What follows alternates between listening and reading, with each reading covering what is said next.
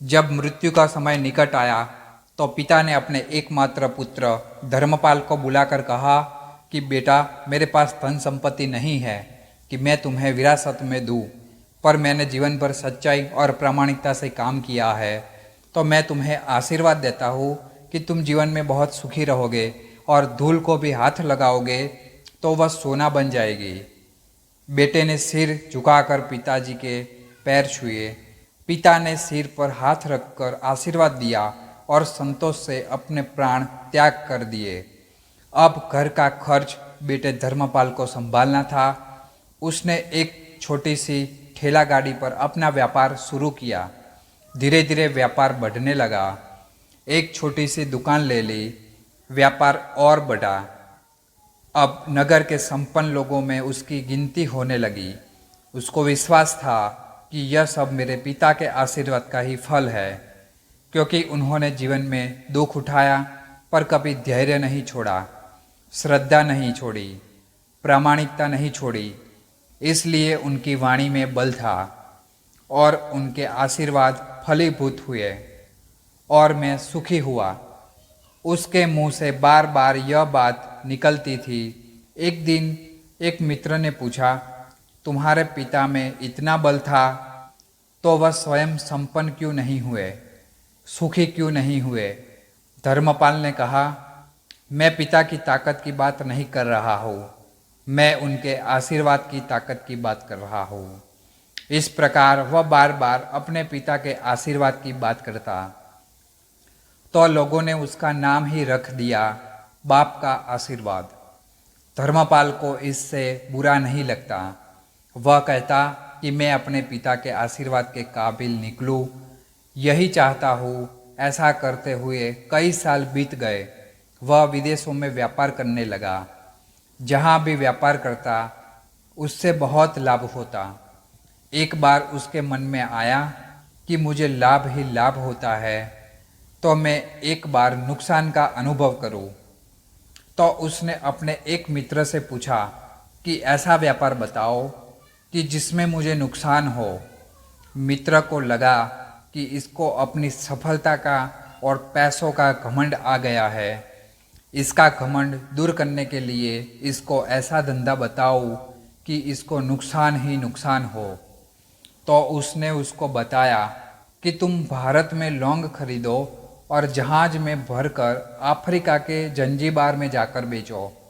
धर्मपाल को यह बात ठीक लगी। जंजीबार तो लौंग का देश है। वहाँ से लौंग भारत में लाते हैं और यहाँ 10-12 गुना भाव पर बेचते हैं। भारत में खरीद करके जंजीबार में बेचे तो साफ नुकसान सामने दिख रहा है। परंतु धर्मपाल ने तय किया कि मैं भारत में लौंग खरीद कर जंजीबार खुद लेकर जाऊंगा। देखो कि पिता के आशीर्वाद कितना साथ देते हैं।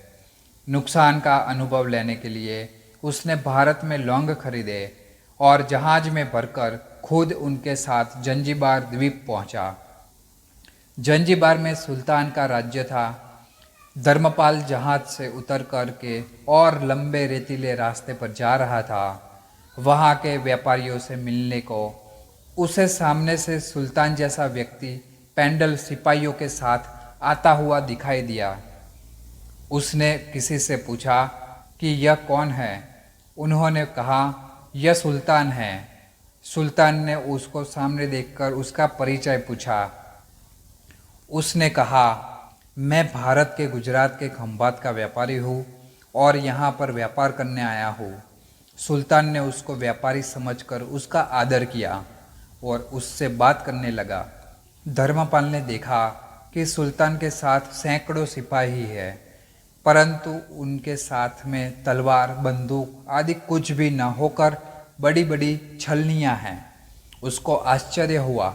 उसने विनम्रता पूर्वक सुल्तान से पूछा, आपके सैनिक इतनी छलनी लेकर के क्यों जा रहे हैं? सुल्तान ने हंसकर कहा, बात यह है कि आज सवेरे मैं समुद्र तट पर घूमने आया था, तब मेरी उंगली से में से एक अंगूठी यहाँ कहीं निकल कर गिर गई।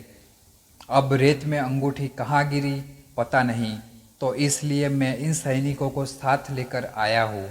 यह रेत छानकर मेरी अंगूठी उसमें से तलाश करेंगे। धर्मपाल ने कहा, अंगूठी बहुत महंगी होगी।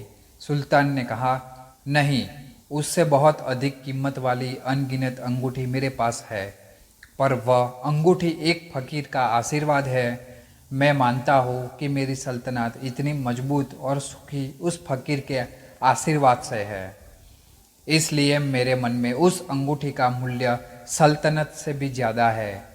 इतना कह करके सुल्तान ने फिर पूछा, बोलो सेठ, आप क्या माल लेकर आए हो?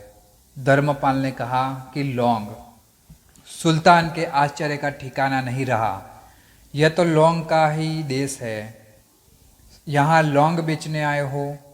किसने आपको ऐसी सलाह दी? जरूर वह कोई आपका दुश्मन होगा।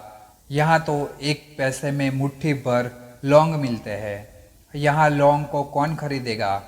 और तुम क्या कमाओगे? धर्मपाल ने कहा, मुझे यही देखना है कि यहाँ भी मुनाफा होता है या नहीं। मेरे पिता के आशीर्वाद से आज तक मैंने जो धंधा किया उसमें मुनाफा ही मुनाफा हुआ, तो अब मैं देखना चाहता हूँ कि उनके आशीर्वाद यहाँ भी फलते हैं या नहीं। सुल्तान ने पूछा, पिता के आशीर्वाद, इसका क्या मतलब? धर्मपाल ने कहा, मेरे पिता सारे जीवन ईमानदारी और प्रामाणिकता से काम करते रहे, परंतु धन नहीं कमा सके। उन्होंने मरते समय मुझे भगवान का नाम लेकर मेरे सिर पर हाथ रखकर आशीर्वाद दिए कि तेरे हाथ में धूल भी सोना बन जाएगी। ऐसा बोलते बोलते धर्मपाल नीचे झुका और जमीन की रेत से एक मुट्ठी भरी और सम्राट सुल्तान के सामने मुट्ठी खोलकर उंगलियों के बीच में से रेत नीचे गिराई, तो धर्मपाल और सल्तना दोनों का आश्चर्य का पार नहीं रहा। उसके हाथ में एक हीरे जड़ित अंगूठी थी। यह वही सुल्तान की गुमी हुई अंगूठी थी।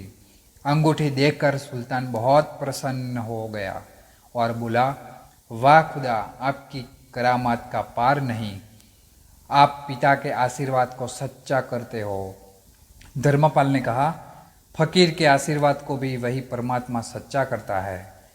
सुल्तान और खुश हुआ, धर्मपाल को गले लगाया और कहा, मांग सेठ, आज तू जो मांगेगा मैं दूंगा। धर्मपाल ने कहा, आप 100 वर्ष तक जीवित रहो और प्रजा का अच्छी तरह से पालन करो, प्रजा सुखी रहे, इसके अलावा मुझे कुछ नहीं चाहिए। सुल्तान और अधिक प्रसन्न हो गया। उसने कहा, सेठ, तुम्हारा सारा माल मैं आज खरीदता हूँ और तुम्हारी मुँह मांगी कीमत दूंगा। इस कहानी से शिक्षा मिलती है कि पिता के आशीर्वाद हो तो दुनिया की कोई ताकत कहीं भी तुम्हें पराजित नहीं होने देगी। पिता और माता की सेवा का फल निश्चित रूप से मिलता है, आशीर्वाद जैसी कोई संपत्ति नहीं। बालक के मन को जानने वाली माँ और भविष्य को संवारने वाला पिता, यही दुनिया के 2 महान ज्योतिषी है। अपने बुजुर्गों का सम्मान करें, यही भगवान की सबसे बड़ी सेवा है। दोस्तों, आई होप ऐसे ही वीडियो के लिए चैनल को सब्सक्राइब, लाइक और वीडियो को शेयर जरूर करें।